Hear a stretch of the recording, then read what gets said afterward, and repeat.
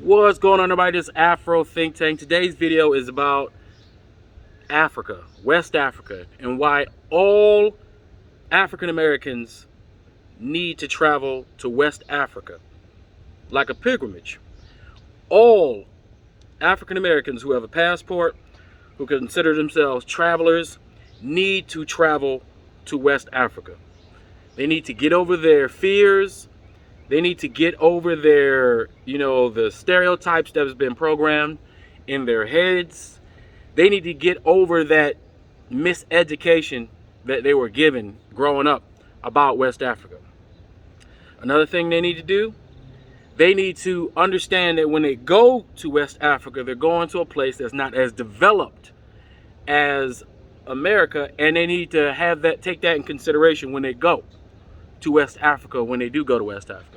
And the reason why I think all African Americans, all who travel, because there's some African Americans who won't get on a plane. There's some African Americans they just won't do it. They won't get on the plane, won't even get on the train, some of them, right? But I believe every African American that consider themselves travel, if you can go to DR, Colombia, Brazil, Italy, France, Ireland, Saudi Arabia, UAE, come on, you can go to West Africa. And I think you'll find it that the infrastructure in West Africa is not as dilapidated as you may envision in your head, right? The roads are not as messed up as you may have envisioned in your head in all places, right?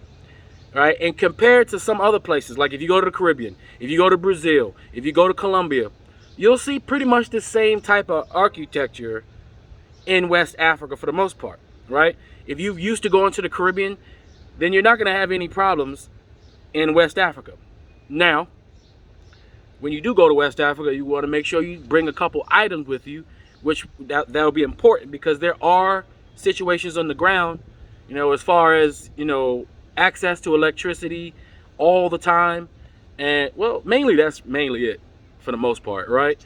But West Africa has their internet capability has been improving, and I have to say, since I've been going to Nigeria, my internet has improved drastically. I have T-Mobile, right? Great thing about T-Mobile, as soon as you get off the plane in Lagos, your phone works. It just switched to whatever network in Nigeria. So, but when I went, all I had was 2G service the first time. All I was able to do was text and barely get on the internet, right? Then I went back again, then I had 3G internet. I'm not like making this up, this is true. I went back, I had 3G internet with a little bit of 4G internet. And I was like, okay, I was able to at least, scroll the internet and stuff like that. This is outside of Wi-Fi. You can go to a place that has Wi-Fi, obviously it works like any other Wi-Fi. Right, this is just straight network service, and I'm talking about traveling throughout Nigeria on the bus, anywhere I am randomly. This is what I had, right? And then just recently, I had 5G and 4G service, right? Mostly 5G, and then when my 5G ran out, because T-Mobile will throttle you, I have 4G. So 4G, 5G, that gave me the ability to watch videos, to make videos, to upload videos, because the big problem in Africa is, if you're just using your cell phone, right, when you're trying to upload a video, if your upload and download is slow, it takes forever, right? So the internet is pretty good, but you do want to bring a couple power banks, like you would go anywhere else, like in the Caribbean. You'll bring a couple power banks because you never know where you're gonna be, right? You bring a couple power banks, you'll be just fine in West Africa. But I believe African Americans need to go to West Africa because it's like a pilgrimage. You owe it to not only to yourself, but you owe it to your ancestors. You owe it to your ancestors to plant your feet on the soil which they came from, which they were snatched from, involuntarily snatched from, where they were living their lives and they were interrupted. And their entire, all their offspring and had to deal with was atrocities and after atrocities, and they lived and survived and fought so that we, right, can be in a situation to where we can get a passport as a United States citizen and travel leisurely throughout the world if we have the money, right? if it wasn't for our ancestors' sacrifice and the struggles, we wouldn't even have the ability to do that for those who travel, right? So I believe you owe your ancestors, you owe them. If you truly care about your ancestors, if you truly value your ancestors, and you truly care about what it is they had to go through, you owe it to them to pilgrimage to West Africa on a vacation. I'm not saying go and invest. I'm not saying go, because everybody can't invest. Everybody don't have the money to go invest and do a business, international business overseas. Everybody can't do that, right? But what everybody can do is go on a vacation. The vacation to West Africa will cost you the same amount of money as going to the Caribbean. I guarantee you, same price. You can buy your vacation package on Priceline, Orbitz, cheaptickets.com the same way you can when you go to Dubai, when you go to Italy, when you go to Colombia, when you go to Dominican Republic. It's the same process, right? Some countries require a visa. That's just a simple extra step. May cost a few extra dollars depending on what country you're going to, but it's well worth it. Just like the biblical Jews, they want a pilgrimage to Israel because it's a significant location for them, right? Just like if you're a Muslim, you want a pilgrimage to you want to go to Mecca before you die. You go to Mecca, like that's something that they do. And you figure these religions, right? They have an identity, and they honor their identity and the things that they believe in by pilgrimaging to the place that's most spiritual to them, right? The thing that supposedly gives them the power, and is the power to be who they are and all that, right? So as black people, as African Americans, as proud as we are as African Americans, what makes African Americans so proud, right, of who we are, is our African side. It's not the American side. The American side is the side we've been fighting.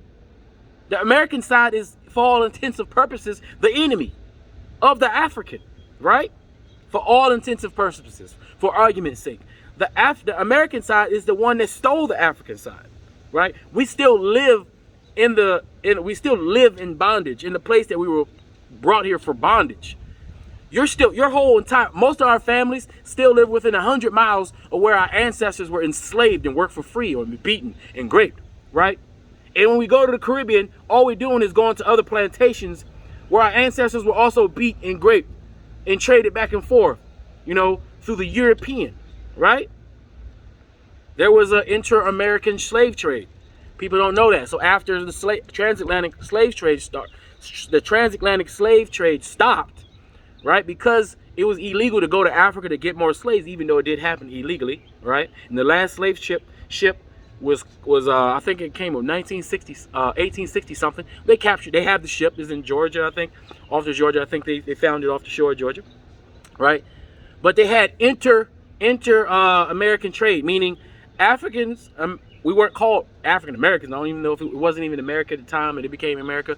But during this time period, what we consider African Americans were being traded in the Caribbean. In the Caribbean, they were being traded here, and into South America and back and forth. So we are all connected. Caribbeans, Latin American, Latin Afro, and Caribbeans, all that. All of us have been traded back and forth. So this whole idea of tether, right, absolutely makes no sense, because our family are from all parts, of this Western Hemisphere, as we were traded throughout the plantations, right?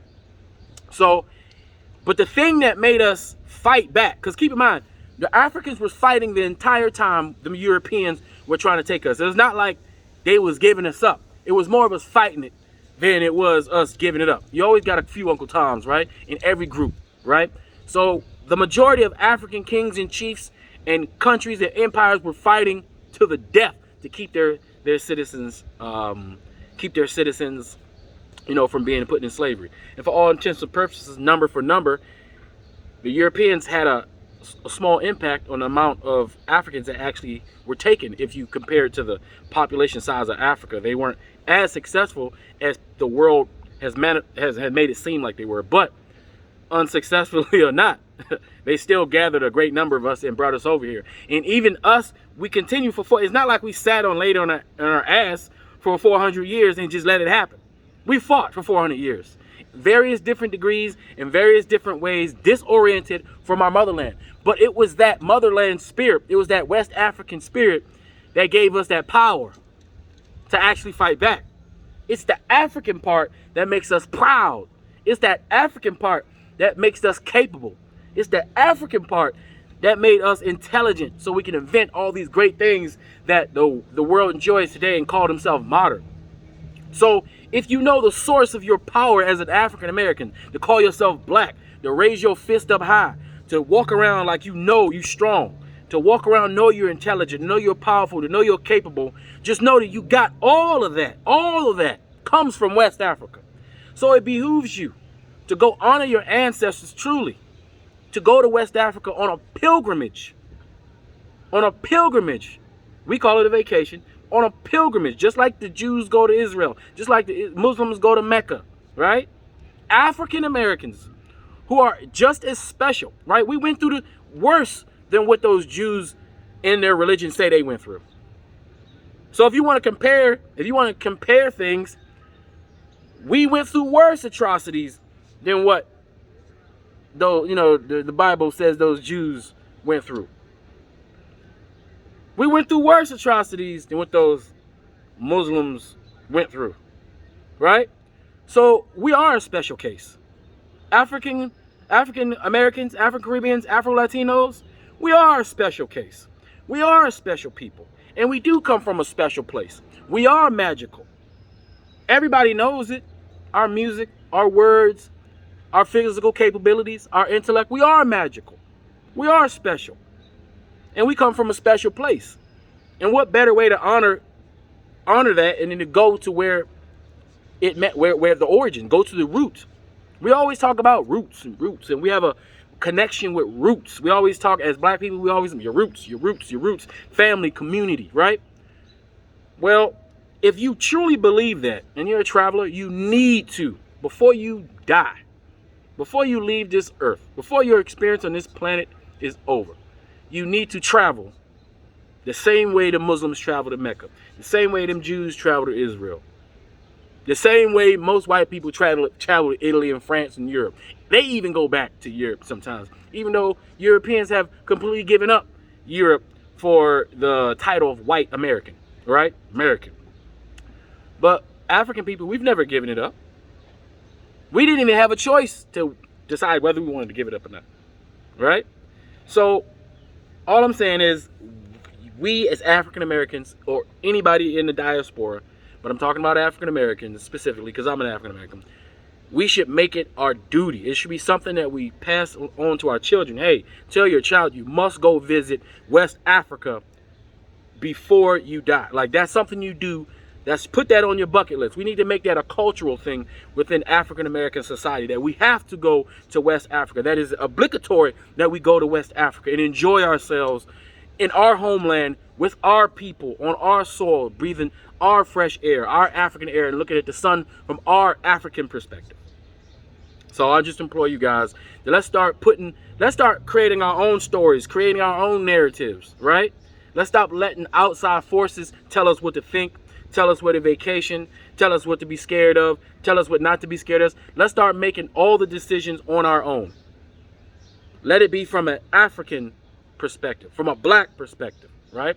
And I think a lot of us it would serve us through life if we were to visit West Africa. It would humble us. It would introduce us to a level of love and community that we've never experienced in America. You've never experienced it. You've never experienced the love and community you will ever get in Africa. You'll never experience it until you land there. You don't even know what it's like. You won't know what it's like to be loved by black people. You won't know what it's like until you go to West Africa. To be loved by your root. To be loved wholeheartedly. To be accepted completely until you go to West Africa. Well, I mean, you can go to any part of Africa, right? They will accept you and love you the same way. But for us, for our ancestors, for our great-great-great-great-great-grandparents, all, there's about 1,000 of them by the time we get back to that, right? But all of them who didn't have the choice, and they still live within our DNA, let's take them home. Take your ancestors home on a pilgrimage. Take your ancestors home on a pilgrimage. Set things right for them. And that right there it will bring great comfort in spirit, and it will bring great comfort and spiritual satisfaction to you, I promise. Anyway, that's all I got to say for now, guys. Afro Think Tank, learn something, teach them. I'm out.